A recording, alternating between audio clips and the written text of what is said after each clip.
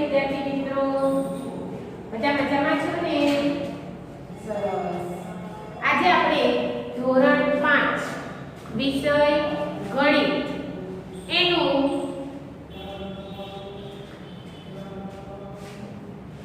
પ્રકરણ 6 તું મારો ગુણ અને હું તારો અવયવ આપણે આ પ્રકરણની આજે સમજૂતી મેળવવાના છે. તમને અવયવ એટલે શું, અવયવી એટલે શું એની પહેલા તમને સમજ હોવી જોઈએ. અવયવ કોને કહેવાય, અવયવી કોને કહેવાય અને અવયવ અને અવયવી આવડે તો તમને દાખલા આવડે. અને જો તમને અવયવ અવયવી પાડતા તમે શીખી જાઓ તો જ તમને ધોરણ 6 નું ગણિત આવે.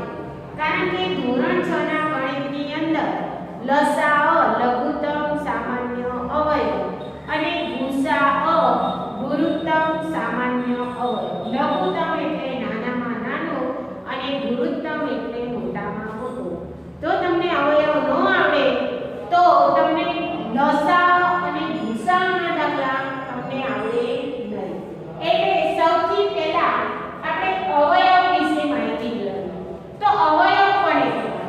અહીંયા મેં તમને બોર્ડ પર અવયવની વ્યાખ્યા લખેલી છે કે જે સંખ્યા પોતે જે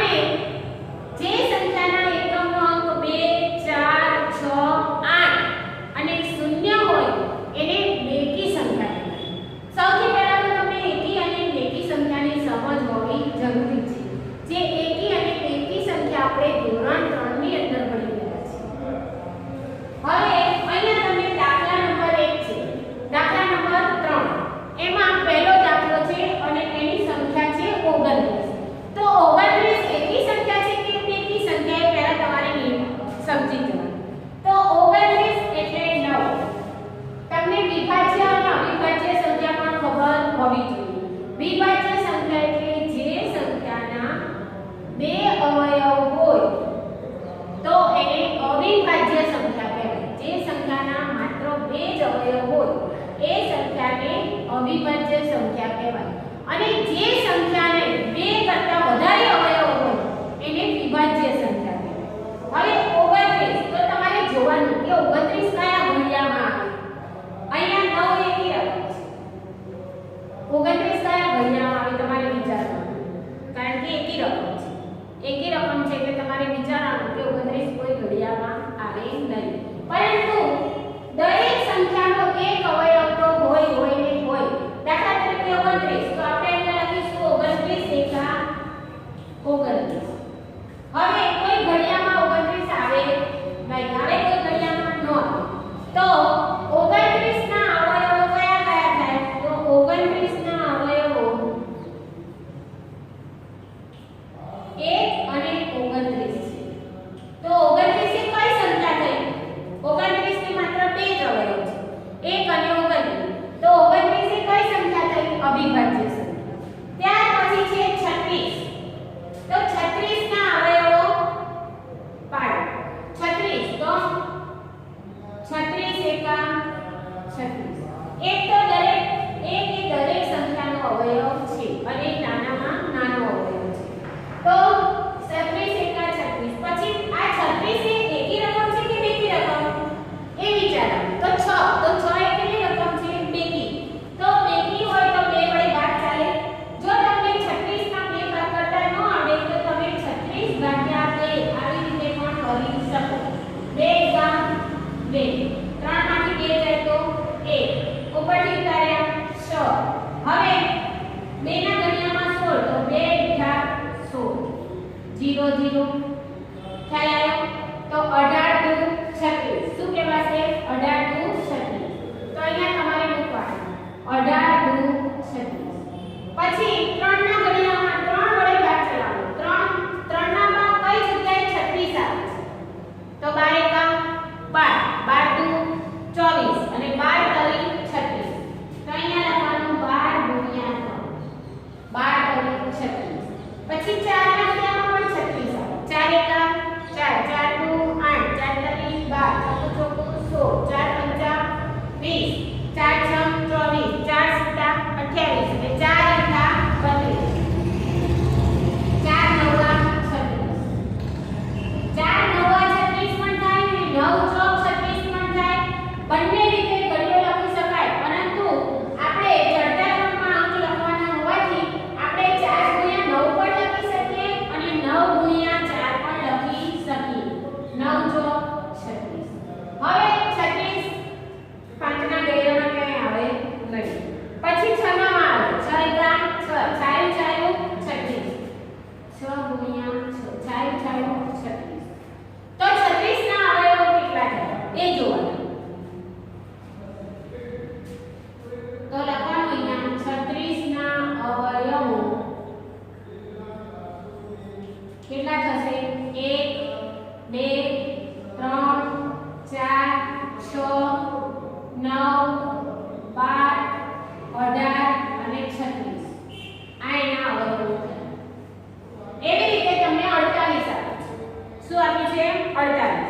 તો 48 ના આવે તો સૌથી પહેલા એક તો આવે 48 એકા 48. હવે તમને બે શીખવાડ્યું કે કેટલા તો 48 ન ખબર પડે તો તમારે શું કરી દેવાનું? ભાગાકાર. અહીંયા 24 × 48 કેટલા હશે? 24 × 48. પછી 48 કયા ઘડિયામાં આવે વિચારવાનું. 12 એકા 12, 12 × 24, 12 × 36, 5 × 48.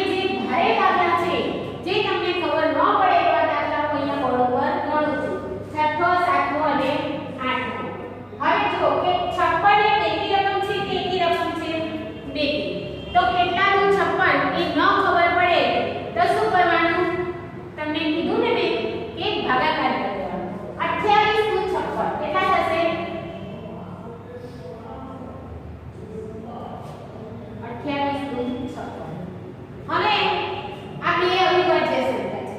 હવે આપણે શું 28 આયા તો 28 પણ 2 ની રકમ છે.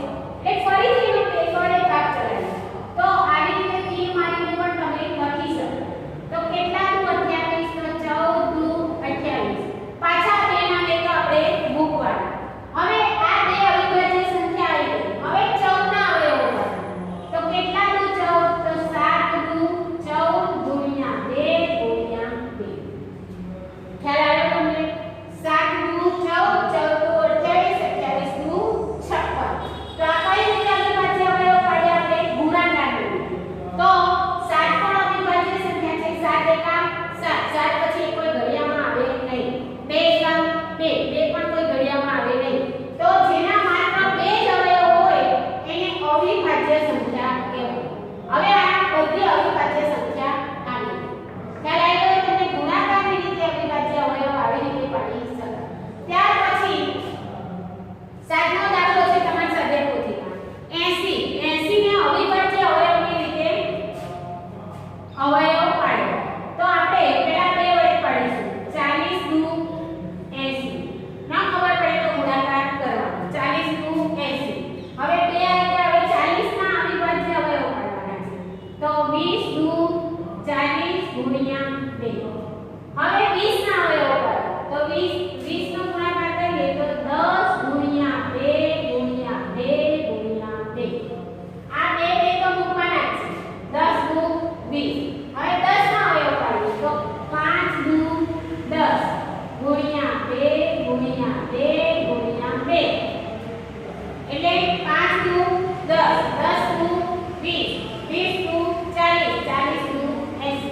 આ બધાનો ગુણાકાર કરતા આપણો જવાબ આવવો જોઈએ. તો તમારો દાખલો સાચો. એવી રીતે 81 કયા ઘડિયામાં આવે પહેલા જોઈ લો. કારણ કે 81 એકી રકમ છે. એટલે બેના ઘડિયામાં તો આવશે જ નહીં. એના બે ભાગ પડશે નહીં. 81 એકી રકમ છે. તો આપણે 81 કયા ઘડિયામાં આવે એ વિચારો. તો 9 9 81 9 9 81. હવે પહેલા આ 9 ના અવિભાજ્ય અવયવ પાડીએ. તો 9 કયા ઘડિયામાં આવે? 3 ગુણ્યા 3 ગુણ્યા 9. હવે અવિભાજ્ય અવયવ પાડવાના છે. એટલે 3 ગુણ્યા 3 ગુણ્યા 9 9 એ વિભાજ્ય સંખ્યા છે. તો એના ફરીથી અવયવ પાડવાના. તો 3 ગુણ્યા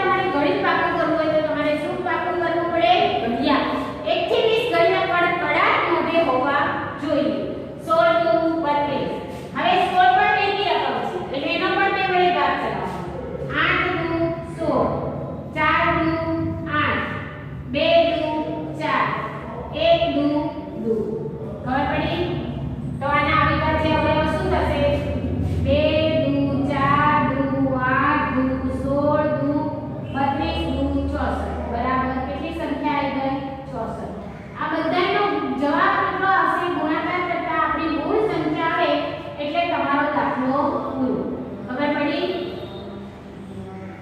બધાને ખ્યાલ આવે છે ને હવે છેલ્લો દાખલો છે 88 તો 88 ના પણ એવી જ રીતે અવિભાજ્ય અવયવ પાડવાના છે 44 નું 88 88 એકી રકમ છે 22 નું 44 11 નું 22 હવે 11 એક કોઈ ઘડિયામાં આવે નહીં 11 એક 11 પોતે અવિભાજ્ય સંખ્યા છે એટલે છેલ્લે એક મૂકી દેવાનો 11 એક 11 2 ગુણ્યા 2 ગુણ્યા 2 ગુણ્યા 11 બરાબર 88 આ બધાનો ગુણાકાર કરો 2 દુ 4 4 દુ 8 11 એક 88 હવે તમને બધા દાખલાની અંદર સરસ સમજ પડી ગઈ હશે હવે હું તમને સ્વાધ્યાય પોથીના બાકી દાખલા છે એનું ગૃહ કાર્ય તમને આપું છું અને આ બધા દાખલા તમારે સ્વાધ્યાય પોથી પ્લસ વિષયની દરેકની અંદર તમારે ગણવાના છે